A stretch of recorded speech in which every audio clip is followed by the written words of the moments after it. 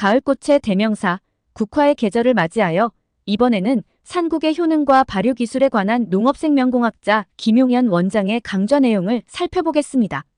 산국 발효 강좌 순서는 보시는 것처럼 강의 내용을 먼저 시청하고 실습 장면을 영상으로 시청하시겠습니다.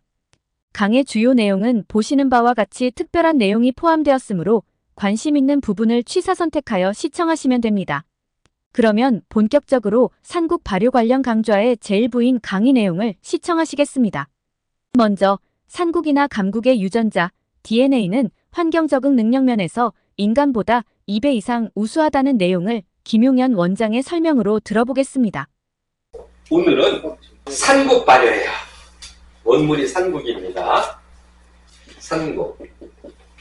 대표적인 국화과예요. 발효로 할 수 있는 게 산국도 되고 감국도 되고 구절초도 되고 이런 국화과 애들이 좋아요. 그러니까 국화과의 기본 베이스예요. 예를 들어서 장미과의 기본 베이스를 찾아라 그러면 찔레나무예요. 그래서 찔레 열매가 사과, 그 다음에 감옥 이런 여러 가지 장미과에 이거 나오죠. 가장 원종의 으뜸이 사실은 찔레 열매예요. 국화과의 기본이 뭐냐면 산국, 감국하는 이 종류가 국화과의 기본 틀이에요. 이 안에서 나와요. 국화과는 삼배체예요. 무슨 뜻이냐면 유전자가 이렇게 돼 있어요. 유전자 하나가 뜯으면 왼쪽과 오른쪽이 한 틀로 돼 있는 이렇게 꼬여 있는 유전 정보를 DNA라고 해요. 여기에 뭐가 있냐면 오당이 있고 인산이 있고 아미노산이 있어요. 그래서 양쪽이 결합되어 있는 형태가 이 N 상태에서 생명은 2배체예요. 그런데 얘는 3배체예요. 뭐냐면 유전자가 한 가닥 더 있어요. 유전자가 한 가닥 더 있다는 얘기는 정보를 어마무시하게 사람보다 유전적으로 꼭 이상의 능력을 가져요. 구절초나 감국이요. 그래서 사람이 예를 들어서 어떤 거를 받아들이는 능력이 10이라 그러면 산국이나 간국은 이걸 받아들이는 능력이 20이에요. 그래서 아무리 똑똑한 사람도 간국만큼 유전자를 가지지를 못해요. 최상의 유전적 정보를 가지고 있어요. 그러니까 어떤 환경이 변하거나 어떤 미생물이 들어오거나 여기에도 굉장히 잘 진화되어 있는 종이란 뜻이에요. 그래서 옛부터 국화차를 마시면 머리가 맑아지고 머리를 순환시켜요. 작은 순환골이에요. 인체의 순환은 어떻게 이루어질까요? 우리가 자주 듣는 기라는 말은 어떤 의미일까요? 김용현 원장의 설명을 들어보겠습니다. 사람의 순환고리는 어떤 것들이 있냐면요. 피의 순환고리가 하나가 있어요. 심장을 통해서 동맥과 정맥을 통해서 오장육부로 도는 머리로 도는 혈관에 대한 순환고리가 있어요. 그 다음에 물로 돌리는 거. 전체 피가 36리터 정도 되는 것 중에 여기에 들어있는 거는 6리터밖에 안 돼요. 나머지 30리터는 다른 곳에 있는 물이에요. 이거를 뭐라 그랬냐면 림프라 그래요. 그 다음에 림프하고 혈관을 다 합해서 돌리는 걸 기라고 그래요. 기운이라 그래요. 요 두 가지가 합해서 우리가 기운이 있다 없다 하는 부분을 얘기를 해요. 근데 국화과 애들은 요쪽에 특화되어 있는 애들이에요. 기를 순환을 잘 시켜요. 국화과 애들이 모두. 산국이나 감국의 꽃에만 기능 성분이 있을까요? 그리고 이번에 발효 원물로 사용하는 산국의 잎이나 줄기, 뿌리에는 기능 성분이 없을까요? 김 원장의 설명을 들어보겠습니다. 그런데 이 국화과의 산국이나 감국은요, 어린 싹도 나물로 먹어요. 그 다음에 잎 줄기도 다 뽑히기 전에는 약으로 먹어요. 그런데 재밌게도 꽃에도 똑같은 성능이 있어요. 사실은 더 좋을 때는 언제냐면요, 꽃이 지고 나면 한 보름 정도 되면 딱딱해져요. 그리고 무거워져요. 그때 효능이 더 좋아요. 지금보다 잎이 지고 나면 조금 있으면 베개로 쓰거나 이렇게 딱딱해져요. 그때가 굉장히 좋아요. 근데 이번에는 꽃이 있을 때 땄어요. 왜냐면 기능을 가지는 꽃이 몇 가지가 안 돼요.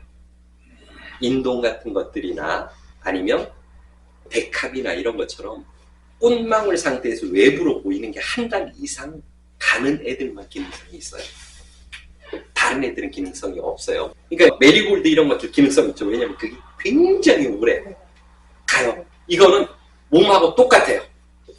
그래서 기능을 가져가는데 빨리 피는 고 지는 거, 폈다가 4, 5일 만에 지는 거, 이거는요, 꽃의 기능이 없어요. 그런데 감국은 오래가는 꽃이에요. 그러면서 꽃에도 그 성질을 그대로 갖고 있어요. 그리고 이뻐요. 그래서 담아놓고 무엇을 하는 거냐면 손님 오거나 이랬을 때 숟가락을 하나 떠갖고 물만 딱 부어주면 꽃향기와 등등등의 커피보다는 굉장히 더 고급스러운 접대를. 인체의 기운을 순환시키는 것은 산국이나 감국 이외에 어떤 게 있을까요? 그리고 산국의 향이 아주 강하다고 이야기했는데 그 의미는 무엇일까요? 그러니까 자체가 뭐냐면 림프의 순환이에요. 이게 가지고 있는 특성 중에 참 좋은 특성이에요. 기를 돌리는 게 있어요. 뭐냐면 천궁이에요. 다음 주 정도에 천궁을 발효할 거예요. 한약방에 가면 왜 냄새 푹 나는 거 있죠? 저기 쌓여 있는 거. 저게 천궁인데 천궁 발효도 할 거예요. 천궁은 이걸 두 개 다 돌려요. 그러니까 혈액이나 이런 걸 잘 돌리는 애들이 뭐냐면 십자화과 애들, 무배추 이런 거. 이쪽이 특화가 되어 있다면 이쪽은 국화과가 특화가 좀 되어 있는 그런 아이예요. 이 안에 있는 잘 순환시킨다는 건 뭐냐면요, 해독, 독도 없애고, 그 다음에 노폐물 제거, 어혈 제거, 그 다음에 손발 차고 이런 것들을 해결하는 부분이에요. 인체의 순환에 도움이 되는 식물이 있다고 하는데 그 중에서 산국과 감국의 기능성 측면에서 차이는 무엇일까요? 그리고 산국은 아주 특별한 효능이 있다고 하는데 그게 무엇일까요? 김용현 원장의 설명을 들어보겠습니다. 그런데 구절초하고 산국하고 감국에서 차이가 나는 게 하나가 있어요. 뭐냐면 이분은 소재가 산국이에요. 산국은 향이 엄청나게 진해요. 그런데 이 향이 뭐냐면요, 독이에요. 알칼로이드의 독인데 이 알칼로이드의 독이 무엇을 하는 거냐면요, 몸속에 있는 미세충을 없애요. 몸속에 있는 미세충을 없앨 수 있는 애가 거의 없어요. 우리가 선충, 기생충약 먹잖아요. 이거는 장 속에 있는 것들을 없앤다면 얘는 세포 단위에 보면 세포 사이로 겨다니는 애들이 있어요. 그러면 세포를 먹고 유전자를 먹고 이런 애들이 있는데 미세충을 없애요. 물론 호두라든가 이런 것들을 여름에 법제해서 그 충을 없애는 약을 만들기도 하는데 이건 법제 기술을 뛰어나야 되고 양도 굉장히 조절해야 돼요. 그런데 감국은 이 성분이 적어요. 향도 은은하고 이러는데 알칼로이드 계열의 물질이 산국이 가장 좋게요. 그래서 1년에 딱 한 번씩 소주잔으로 반 잔 정도를 열흘간만 쫙 이렇게 드세요. 그러면 1년에 한 번씩 그것만 해주면 몸속에 미세충이나 이런 게 완벽하게 청소될 수 있는 정말 영약이에요. 그냥 우리 발효해놓은 애를 1년에 딱 열흘만 아무 때고 정해서 소주잔으로 반, 그거를 반잔 정도만 아니 한 잔 먹어도 안 죽어요. 맛있어요. 그렇게 해갖고 얘를 열흘만 먹어줘요. 미세충을 없애는 약이에요. 그래서 산국을 선정을 해요. 독이 그나마 약하면서 많이 먹으면 안 돼요. 독이에요. 독이 있어요. 그렇다고 이 독에 의해서 쓰러지거나 이거 아니에요. 국화과는 외려 제독을 해요. 어쨌든 한 20kg 가까이 뜯어놨어요. 처음에 뜯은 거 한 26kg 뜯었어요. 그래서 해놓은 거니까 한 1.5kg 정도씩 하면 돼요. 오늘은요. 그래서 가장 큰 특성이 순한 충 요거예요. 나머지는 머리 맑게 하고 노폐물 제거 이건 다 뭐냐면 순한 고리 안에 들어가 있는 거예요. 그러니까 열받았을 때 감국차를 티스푼으로 한 개만 떠갖고 물에다가 집어넣으면 안정이 돼요. 왜냐면 올라가 있는 열을 순환시켜주는 부분이에요. 그래서 내가 오미자를 먹고 저 차를 한 잔 마셔요. 그러면 오미자가 기운을 모은 다음에 감국차가 순환해요.